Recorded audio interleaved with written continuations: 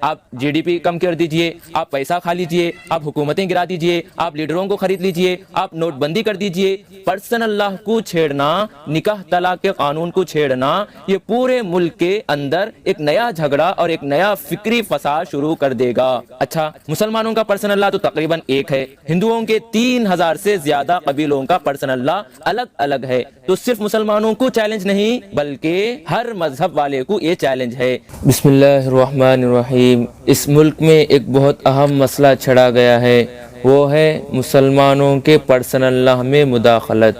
میرے دوستوں، عزیز بھائیوں، ہمارے ملک میں حقیقی مسائل ایک طرف رکھ دیے گئے، ایک 24 گھنٹے میں 6 سے زائد قتل ہوتے ہیں۔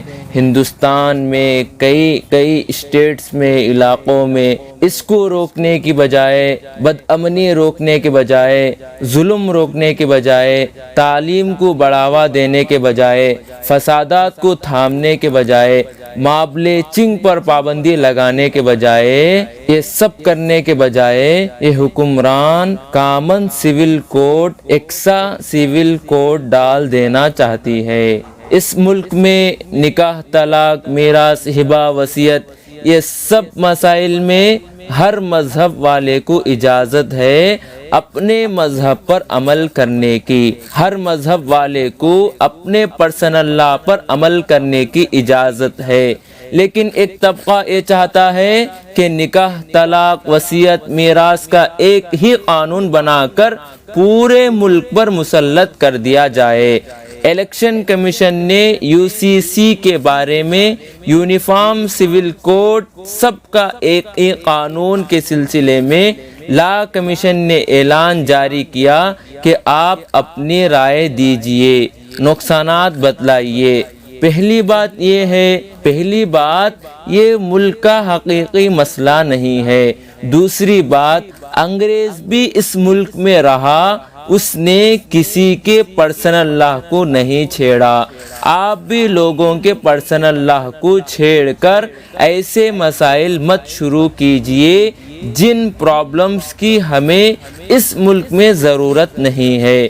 اور تیسری بات، آدمی اپنے مذہب کے بارے میں زیادہ حساس ہوتا ہے۔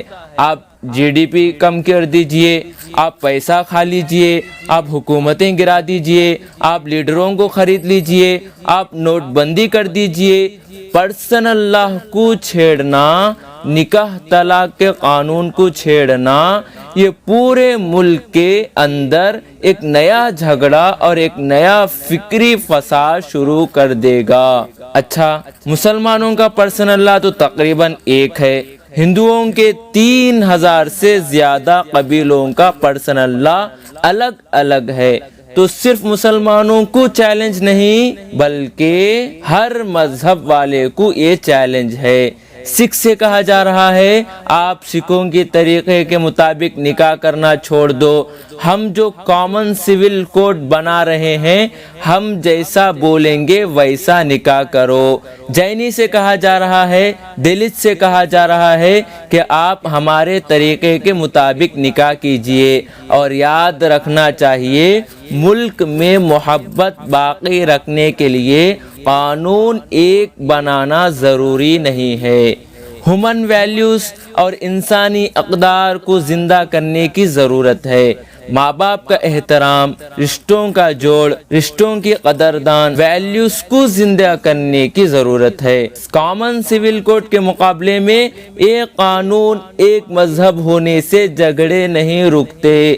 قانون ایک ہے، مذہب ایک ہے، لالچ بہت ہے۔ قانون اور مذہب ایک ہے، حرص بہت ہے، تو ایک ماں کے 2 بیٹے لڑنے لگ جاتے ہیں، ایک باپ کے 2 بیٹے لڑائی کرنے لگ جاتے ہیں۔ فرسٹ ورلڈ وار دیکھ لیجئے، سیکنڈ ورلڈ وار دیکھ لیجئے، لڑنے والے دونوں کے دونوں عیسائی لوگ تھے، مذہب ایک تھا، قانون ایک تھا، اس کے باوجود بھی اتنی بڑی لڑائی ہوتی، تو اس سے پتہ چلا کہ کامن سول کوڈ اور پورے ملک کا ایک قانون نکاح، طلاق وغیرہ میں بنانا یہ ملک کے اندر جھگڑوں کو ختم نہیں کرے گا۔ آپ برابری کرنا چاہتے ہیں تو آپ کامن سول کوڈ میں برابری مت کیجئے، آپ پورے سسٹم میں برابری کیجئے کہ جیسے چھوٹی ذات کے لوگوں کو رعایت دی جاتی ہے، پروموشن دیا جاتا ہے، ایسے ہی ہر ملک کے غریب کا تعاون کیا جائے۔ صرف ایک مظلوم میری برادری کا ہے تو مظلوم ہے، آپ کے مذہب کا ہے تو مظلوم نہیں ہے۔ اگر ایسی ذہنی تقسیم رہی تو ہم اس ملک میں تعمیر میں حصہ نہیں لے سکتے۔ کامن سول کوڈ اور ایک ہی قانون بنا دینا یہ صرف مسلمانوں کے لیے خطرہ نہیں، یہ خطرہ عیسائیوں کے لیے بھی ہے، یہ خطرہ دلت ذات کے لیے بھی ہے۔ بے فکر نہیں رہنا چاہیے کیونکہ ہر مذہب سے اس کے اختیارات چھینے جا رہے ہیں۔ ہم احتجاج نہیں کریں گے، ہم سڑکوں پہ نہیں نکلیں گے، ہم لا کمیشن کو درخواست لکھ کر بھیجیں گے۔ ہم اپنے جن گاؤں میں جاتے ہیں دعوت کے نام پر، ان گاؤں میں جا کر شعور پیدا کریں گے کہ میرے بھائی پورے ملک کا ایک قانون بنایا جا رہا ہے، اسلام کو کسی بھیک کی ضرورت نہیں ہے، وہ قانون بنانے والوں کو روکو۔ اسلام اور مسلمان اپنے پرسنل لاء کو، اپنے نکاح طلاق کے قانون کو نہیں چھوڑ سکتے۔ یہ بات پوری دنیا کے بالخصوص ہندوستان کے مسلمانوں تک بات پہنچانا چاہیے۔